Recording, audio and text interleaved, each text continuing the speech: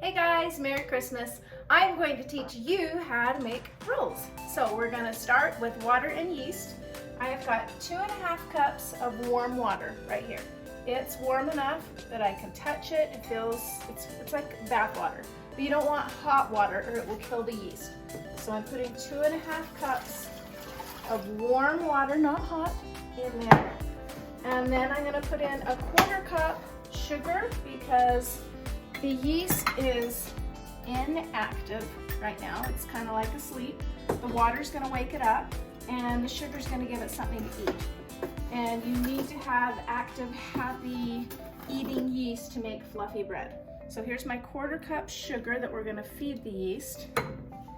I buy my yeast in bulk like this at Costco, and then I bring it home and put it in a jar and store it in the freezer, because I just don't use it that often. But it'll stay good in the freezer for like up to a year. But this is the kicker. Eventually it's gonna go bad. But you don't know when it's bad unless you proof it, and that's what we're doing right now. So the recipe calls for 2 yeast cakes. A yeast cake is approximately 2.5 teaspoons of yeast. So I've got a tablespoon right here because a tablespoon is 3 teaspoons. I'm gonna fill up my tablespoon. It's going to be scant, which means a little bit less than. So that's approximately 2.5 teaspoons. And I'm going to pour that into my sugar water. So that's equal to 1 yeast cake. I'm going to do it again. There's my 2nd yeast cake. Or if you buy yeast in little envelopes, that's 2 separate envelopes. So I'm going to put that in the water. I'm going to just agitate it a little and mix it up. And I want you to look and see what it looks like. Okay, there's not much to it right now. It's just wet yeast. We're going to come back and look at it in 5 minutes and then in 10 minutes to see if our yeast is active or if it woke up. So see you in 5. Okay, come look at the yeast. You can see we have got bubbles. All those little bubbles right there show me that this is good yeast. Okay, this is after about 5 minutes, and we're gonna give it 5 more to see what it looks like. Okay, it's been 10 minutes. Come look at the yeast. Look at all that awesome foamy bubbles. This is very happy yeast. I can see it burping and farting all over the place. That word was for Brian. Okay, so now we're ready to get moving. I am going to start by putting in 2 eggs that are well beaten. So I'm just going to put them here in this cup. And then we'll beat them up. I didn't get any shells in. Go me. You can use a fork. I have this little mini whisk. Just going to mix them up. So you always add the liquids first and then the flour. So this recipe is pretty simple. Eggs and then fat. For the fat, you can use regular oil. Because it's Christmas today, I'm going to be using a 1/2 cup of melted butter. So there's our oil. Here's my melted butter. Just put that all in. Get my lid on. I'm just going to incorporate that real quick.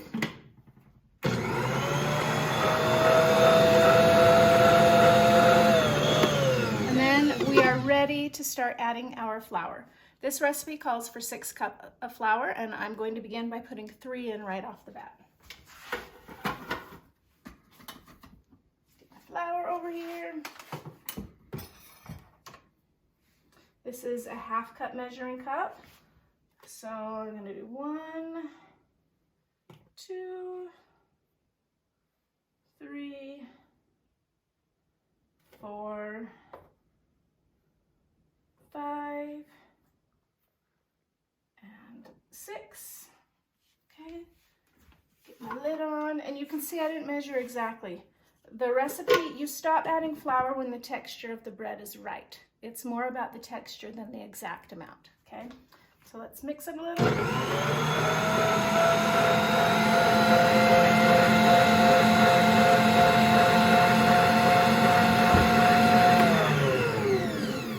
Get a look in there. getting incorporated, nice clumpy bumpy. This is the perfect time to add your salt. This recipe calls for 1 tablespoon of salt. You can put in less. I just like the flavor that you get. Okay, and we'll mix that in a little.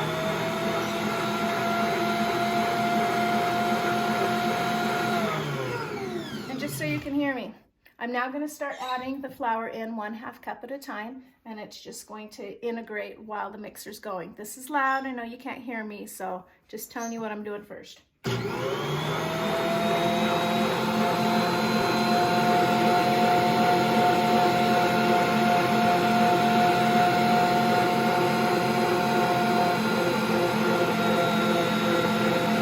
That's about 4 cups.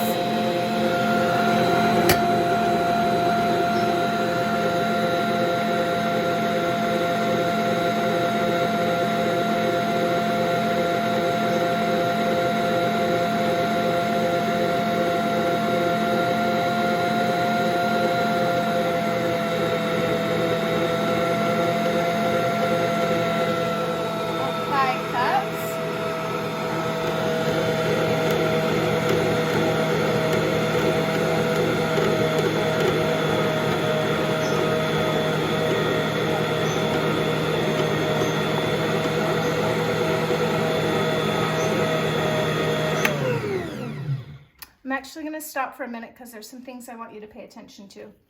Let's open this all the way up. So I'm at 5½ cups right now. Come look at this.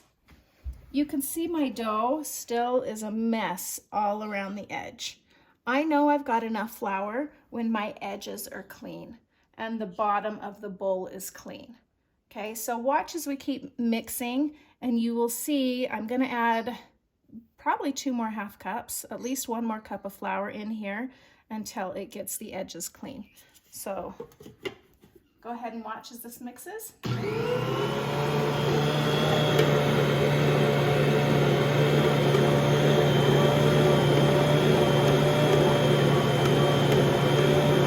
can see we're getting a little cleaner down around the bottom half of the bowl, but we aren't there yet.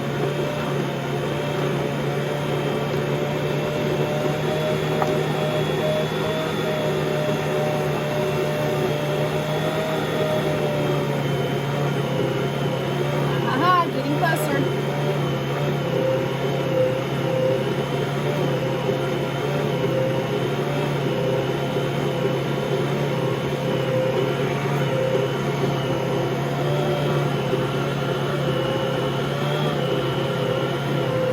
Okay, I can see it's still sticking to the middle. My edges aren't as clean as I like. I'm going to do 1 more.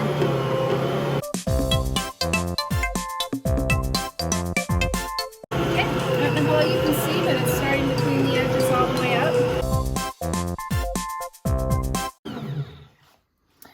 Okay, I've had this mixer for 20 years, so I've just kind of learned how this mixer works and how my dough behaves. If you're using your own mixer, you're going to learn just with practice what your dough looks like. And you can also do this by hand. Just start by using, you know, like one of these with dough hooks, but after you add about half the flour, you're going to have to start kneading it by hand. That's how I started learning to make bread too, and that's just fine. I'm going to let this mix for about 3 to 5 more minutes so I can show you the texture. Let's look real quick. Oh, that's actually looking really nice. Okay, you can see, so look how it doesn't stick to my fingers. When I pinch, it releases. That's how I know I have enough flour. If you ever pinch your dough and you have some left on your fingers, you need more flour. Okay, and we're getting some good elasticity here. So we are off to a great start. I'm gonna give this probably about 3 more minutes. That's further along than I thought. So I'll show you what it looks like in 3 minutes. Hey guys, it's been 3 minutes. Let's come take a look. Okay, you can see the edges are clean. The dough, yeah, nice and pliable, not sticking on me. You can see how elastic it is. That means the gluten has developed and we are in business. So I'm gonna put my lid on now. If you are really in a hurry and you want these rolls in 2 hours, then from this point right here, you can go and roll them out immediately. But if you can let the dough raise at least once, they'll be softer. If you can let the dough raise overnight, they'll be even softer. I am letting the dough raise overnight, so you'll get to see how huge it gets, okay? I'm actually gonna make a second batch and show you what it looks like after raising for only 1 hour. So I'll come back and show you in a bit. So here is the dough that I had sitting out in my garage overnight. So it was about 45, 50 degrees in my garage. And you can see, come look at this, the dough had risen up, touched the lid, and you can see how nice and stretchy it is.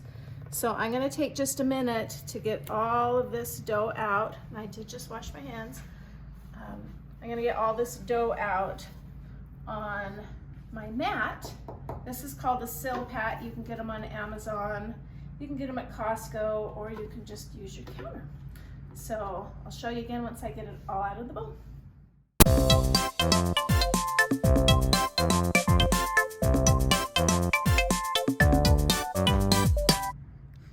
Okay, so our dough is out of the bowl. The next thing we need to do is divide it. We are going to divide this into 3 equal portions. This recipe makes 3 dozen rolls. So you use whatever you want. I just always use this little tool to kind of press down, cut it open, and I'm just eyeballing. You could get a scale and measure to make sure they're equal, but I just tend to eyeball. Okay, so looking at these now, that one's too little. Rob Peter to pay Paul. And this one still feels heavier.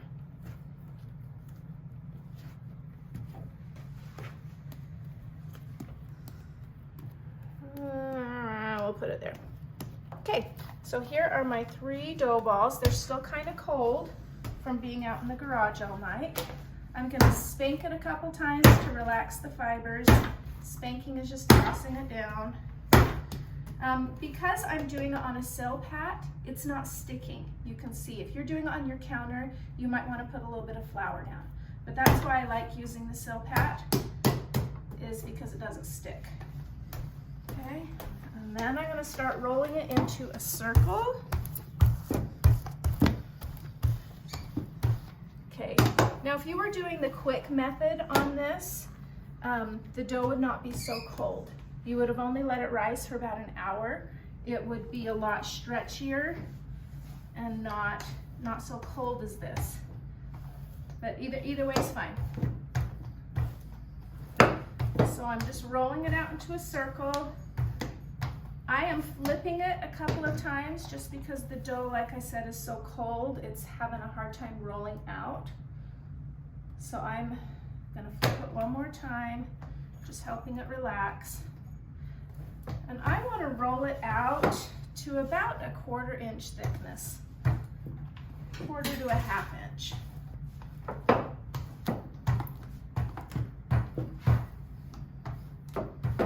And it's okay if your circle isn't perfect, it's not really going to matter, but you just want a general roundish shape.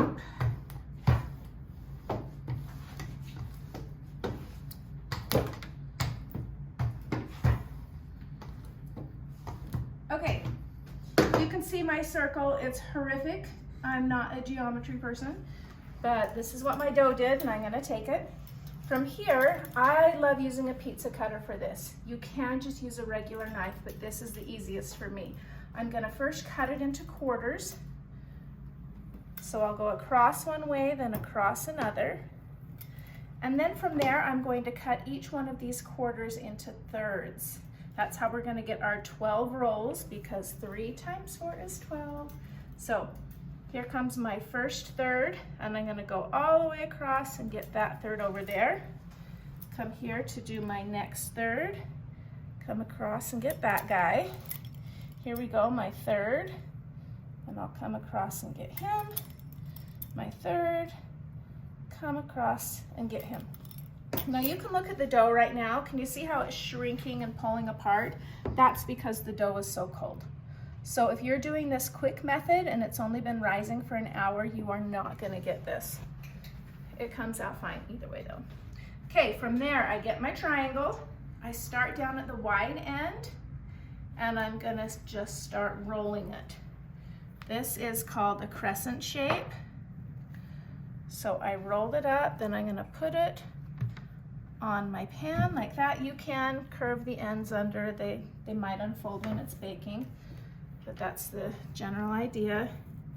Here I go again, roll around. The little point is what you want to put down. Okay, I'm gonna do it one more time. And when I do my rolls, I bake them really close together. I do 4 by 5.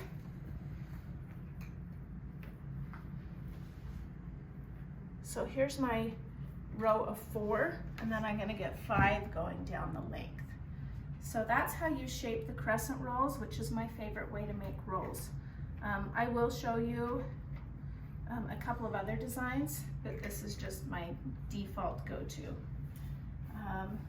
Once you get in a routine, you can just kind of slap it out like that.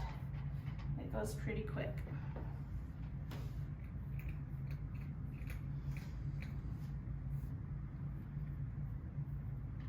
And I'll do the spacing here so you can see about how full this pan's gonna be.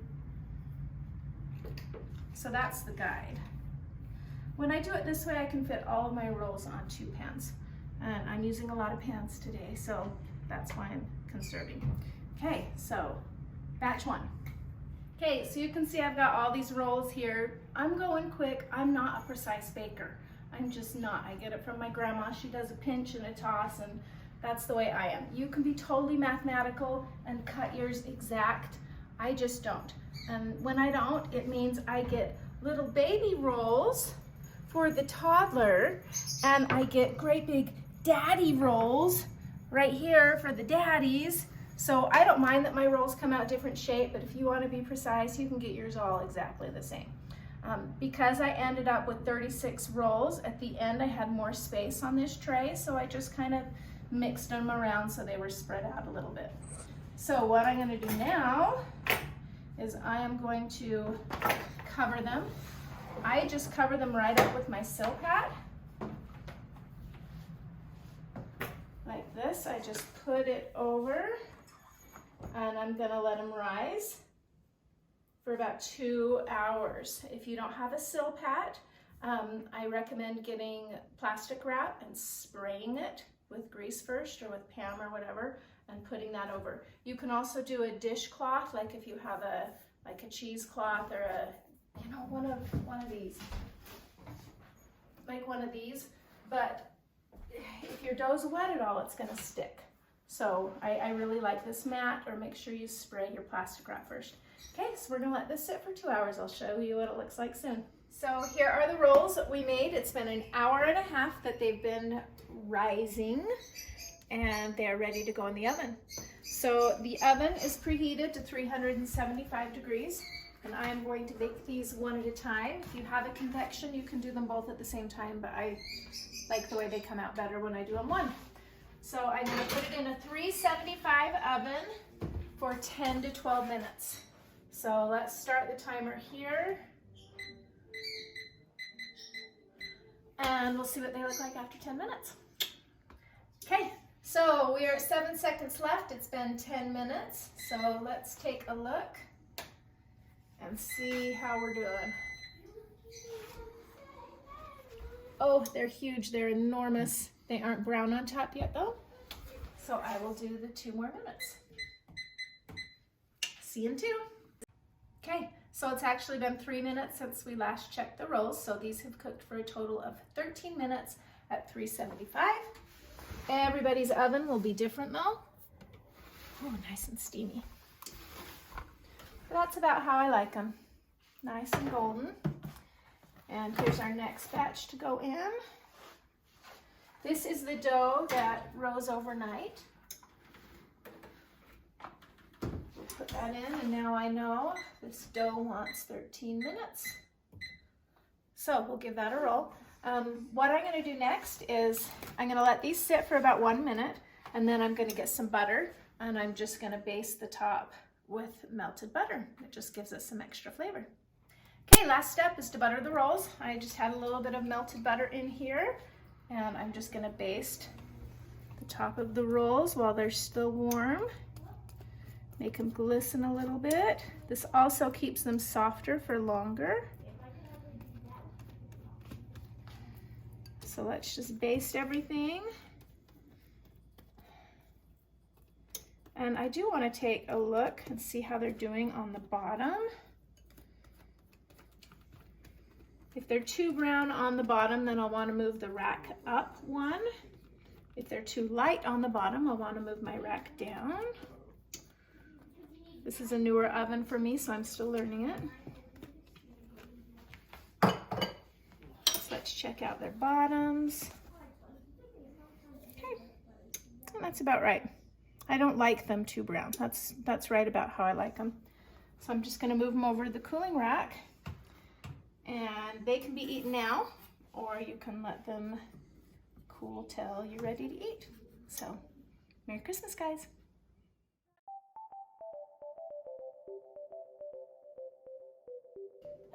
Okay, so here is our quick dough that's been raising for an hour and a half is all. Come take a look at it. You can see it hasn't risen as much as dough that I would have let raise overnight in the cold garage, but this is here in my warm kitchen, and it has still raised a lot. We're still light, nice and elasticy, feathery. Look at that, you guys, that's perfect dough right there. I don't know if you can see all those gluten strands, but that's exactly what you want. Now to punch down my dough to make it quicker, I'm just going to pulse it a couple times, and this will make it easier to get out and roll out. So that's it. I'll take it and roll it out now. Okay, so here is our quick dough. This has only been raising for an hour and a half. I started making this about 2 hours ago. So this dough is nice and fresh and really warm and really relaxed. If I would have had it in the garage or fridge overnight, it would be cold and it would be stiff, but this is not. It's going to be really pliable and easy to work with. So I'm going to divide it into thirds, and I'm just going to show you how much easier this dough is to work with than the cold dough. So that's pretty good. Well, get a little bit more over there. Okay, this one, you can spank it a little. You don't need to spank it as much. Oh, I don't know if you can see, but there's so much less resistance. This is just rolling out super, super easy. It's a lot softer, warmer, easier to work with.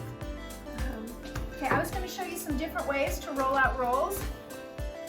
So I'm just going to old habits. I was going to do my little crescent rolls, but let me show you a different way. If I were to make rope rolls or any other rolls, we still want to get 12 sections. So let me still do get the 12 sizes for the rolls. Just trying my best to get them even. Okay, now I didn't roll these thin enough to do crescent. I'm just getting this to the right size. Show you what I'm going to show you is how to make a rope roll. So you get your 1/12 section, roll it out like a snake. About like that, and then you're just going to tie it in a knot like that, and then tuck the end under, and that makes a really pretty roll also. So one more time, you just make your little dough snake, and then you tie it in a knot and tuck your end under like that. So I'll show you when they're done baking what those look like. And then I'll show you a couple more easy shapes. Okay, so another really easy shape is called the clover. So you're just going to get your dough and you're going to cut it into thirds. So I've got 3 little sections, and I'm going to roll each into a ball. Usually when I do clover rolls, I cook them in muffin tins, because then I can drench them in butter, but you don't have to do it in a muffin tin. So you see I've just got those 3, and then I'll put it on like that.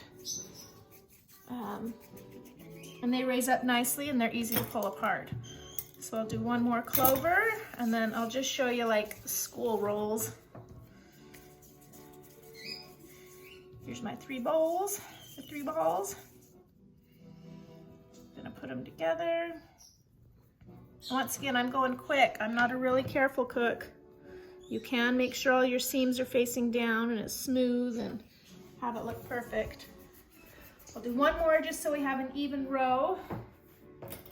Get my thirds, get my balls, make a clover.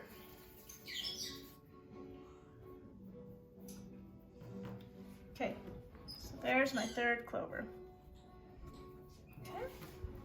Okay, the last one I'm going to show you is a fan. Okay, so I'm going to get this in a nice round ball. And I just remembered I need scissors for this. So hang on while I get scissors.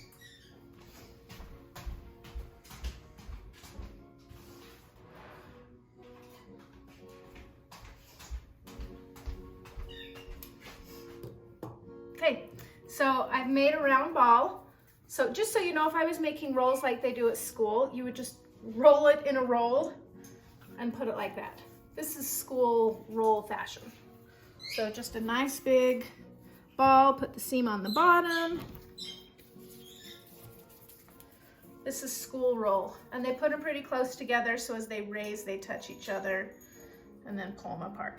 So that's a really simple round roll. And what I'm gonna do right now is called a fan. So I'm gonna roll just like a school roll, but then I'm gonna get my scissors and I'm just gonna snip some like that. And that looks really pretty after it's baked.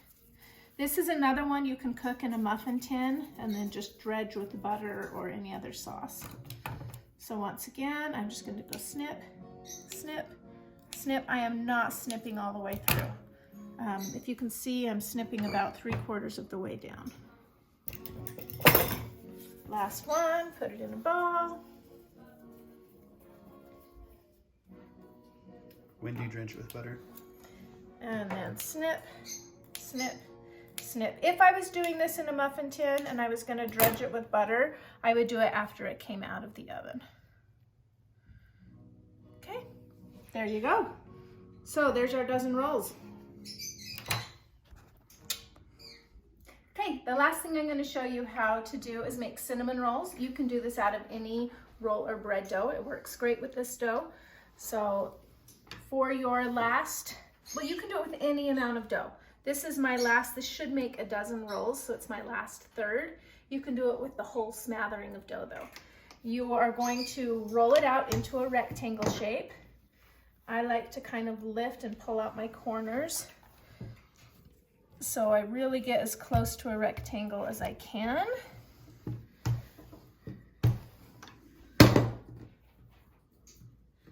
So not perfect once again, because this is me cooking, but pretty close. Then I have just melted a couple tablespoons of butter. So I'm just gonna get that butter over, and you don't have to melt it, you can just soften it. Usually I soften it, but today it's melted.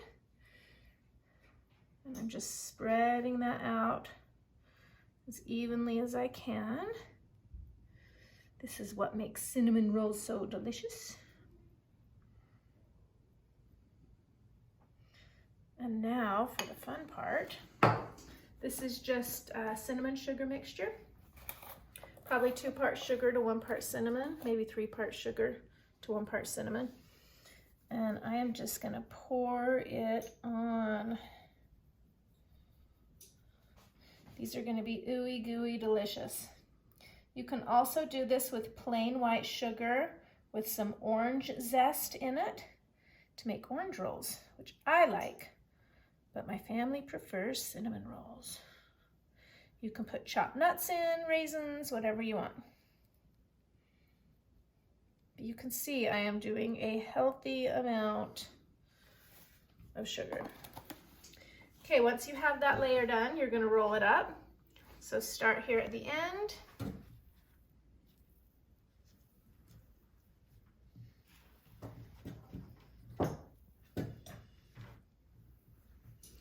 And just start rolling up.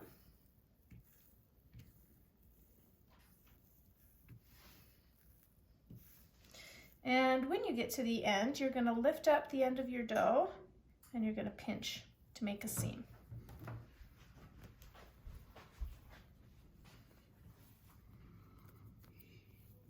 So pinching that seam on all the way around.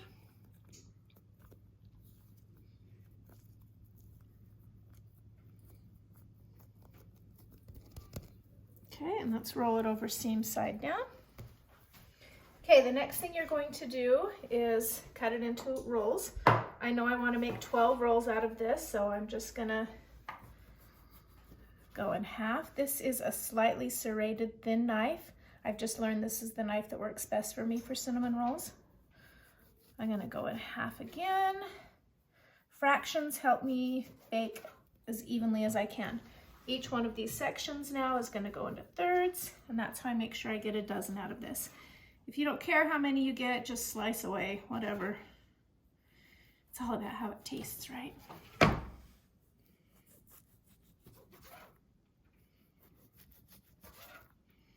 So get them sliced up.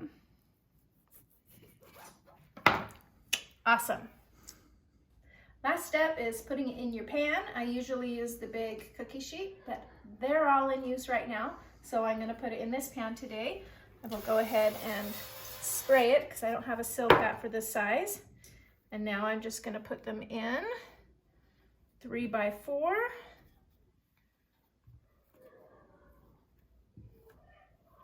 You can see some of them are bigger than others, so I will try and space them out. Get my smallest sections in the middle.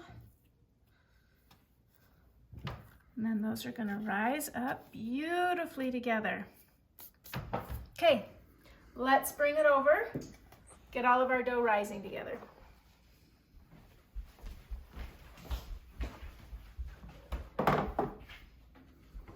So here we've got the first rolls we did. Here's a second row of crescents. I did this on a stone because I was running out of pans. I like the way that the stones heat evenly, but they're really expensive, so these are cheaper. Whatever you have, you can use. And then our cinnamon rolls. So I'm just gonna cover everything with the silpat. We will let it rise about an hour is all, and they'll be ready to break. Okay, so I'm pulling out the rolls on the stone. See, they are beautifully golden. Those baked for about 13 minutes. They rose for an hour and a half. And you can see, here's the other rolls right here, our different shapes, our knots, our clovers, just our plain old round rolls. Here's some more knots. And here's what the little fan ones look like. It's kind of interesting. So anyways, there's our roll variety. I'm gonna put the cinnamon rolls in right now. This is what they look like right before they go in. They're risen about that much. And I will also cook those for about 15 minutes. And we're